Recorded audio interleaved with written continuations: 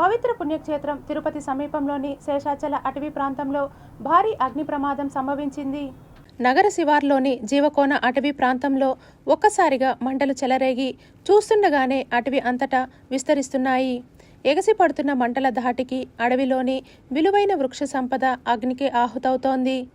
గత కొద్ది రోజులుగా తిరుపతిలో ఎండల తీవ్రత విపరీతంగా పెరగటంతో ఎండుగడ్డి రాపిడి వల్ల లేదా వేడి సెగలకు ఈ మంటలు అంటుకొని ఉంటాయని భావిస్తున్నారు. మంటల కారణంగా అటవీ నుంచి దట్టమైన పొగ వెలువడి జీవకోన పరిసర ప్రాంతాలను కమ్మేసింది. దీంతో స్థానిక నివాసితులు ఊపిరి పీల్చుకోవటానికి ఇబ్బంది పడుతూ తీవ్ర భయాందోళనకు గురవుతున్నారు.